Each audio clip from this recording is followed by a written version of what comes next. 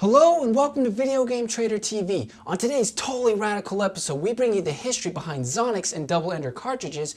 We also blow up our balloons and drift away in our Hidden Gems segment.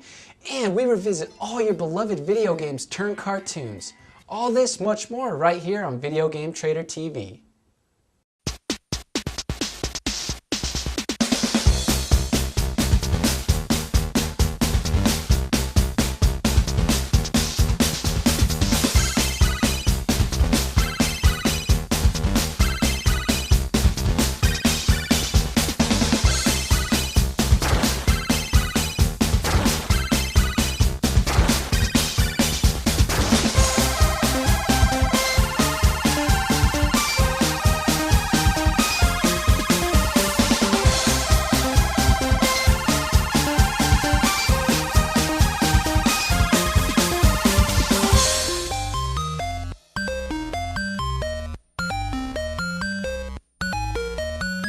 Welcome to Video Game Trader TV, a companion to Video Game Trader magazine from Izadu Publishing. I'm your host, Jim Combs. And I'm Rachel West. Remember your first time rummaging through a box of Atari or ColecoVision games only to stumble upon a double-ended cartridge? 2-in-1, awesome was my same expression too. In today's History of Games segment, we bring you the history behind Zonix and Double Ender cartridges.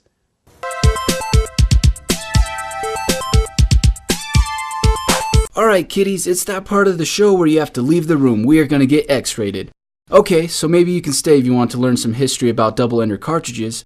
Double Enders began their life when PlayAround, formed after Mystique, the first adult game developer for the Atari 2600, shut down during the video game crash of 1983. PlayAround purchased all the game's license from Mystique and released their adult games as Double Ender cartridges, which are long cartridges with an 8K game on each end. PlayAround released titles such as Beat 'em and Eat 'em, Philly Flasher, and Burning Desire / Jungle Fever. On the cleaner end of gaming, Zonix also utilized Double Ender cartridges. Zonix is a label brand that was created by K-Tel International.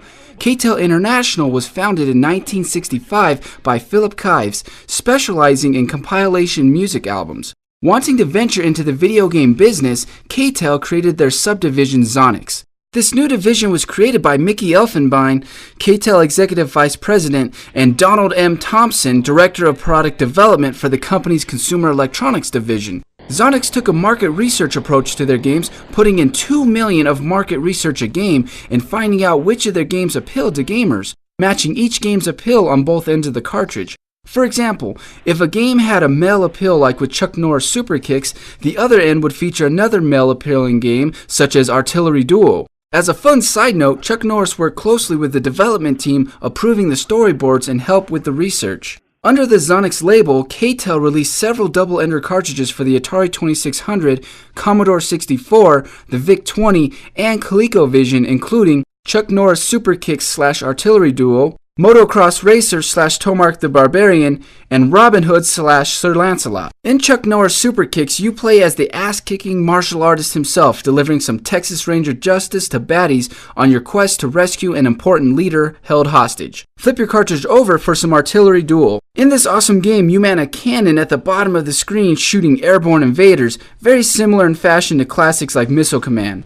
Zonix Double Enders hit the market at a 2-for-1 price, retailing for approximately $24.95. At a great value and cool look, it was too bad that Zonix did not continue to release Double Enders.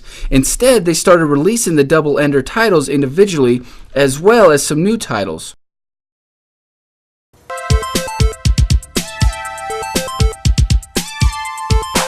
How cool is that? Kicking ass with Chuck Norris Super Kicks on one end and blowing stuff up with Artillery Duel on the other. Now it's time for some video game news, views, and things that are cool.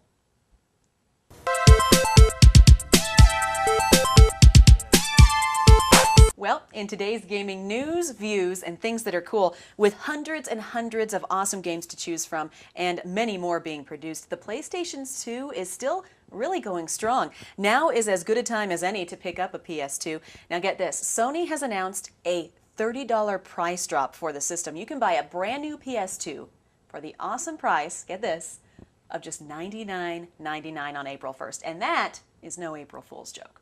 Wow, thank God for that, because The PS2 is such an incredible system. Yeah. I mean, and it's valued at such a great price now. Where if you're just a casual gamer, or if you're a mom or a dad and you don't want to buy like a expensive 360 or PS3 for your kid, get them a $100 PS2. There's tons of great kids games on there. Your Jak and Daxters, Ratchet and Clanks. It's perfect. You got your Crash Bandicoots. So it's great for kids and for the adults as well, because you still got adult games like Final Fantasy and whatnot. Yeah.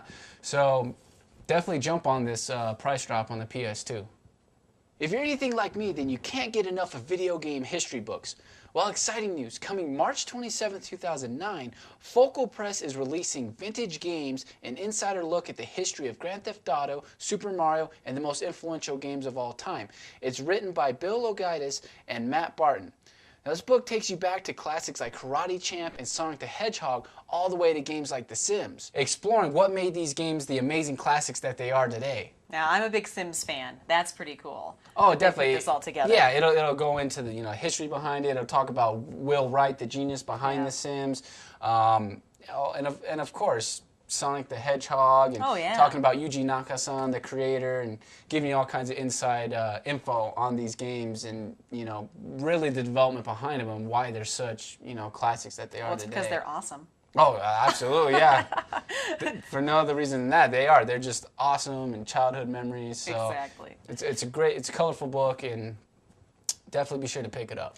Now, speaking of nostalgia, if you can't get enough nostalgia on your Wii, then you'll be excited to hear this. Nintendo has launched a new upgrade on the Wii Virtual Console called Virtual Console Arcade. Now, the games will be $5 to $6 each, and currently available to download are these arcade classics. Gapless, the sequel to Galaga. Nice. That one's cool. One of my personal favorites. Mappy, Tower of Druaga, and Star Force. Now, at this year's Game Developers Conference, Nintendo President Satoru Iwata-san announced that Space Invaders will be available to download in the future. One of the greatest honors of my life has been being an organizer alongside Joe Centulli, John Hardy, and Sean Kelly of the Classic Gaming Expo, along with all the Classic Gaming Expo team, year after year setting up the Classic Gaming Expo. For those of you who have never had the opportunity to attend a show, or if you're just looking to relive the totally rad memories, then you should totally pick up the Classic Gaming Expo 2K7 4-DVD disc set, which is a documentary of the show, including all the breathtaking keynote speeches from the fathers of classic gaming and more. The DVD is coming soon and is highly recommended to pre-order. So Rachel, have you ever had the opportunity to attend one of the Classic Gaming Expos or go to one of these classic gaming shows? I haven't, but they sound awesome. Absolutely. That sounds incredible. Yeah, I totally recommend the DVD to check it out. I mean, you could. It's an on the floor perspective from one of the show's regular attendees, and he's just going around and capturing all of the essence of what makes the Classic Gaming Expo so fun. Now, for more news, views, and things that are cool, be sure to check out issue 12 of Video Game Trader magazine, available now.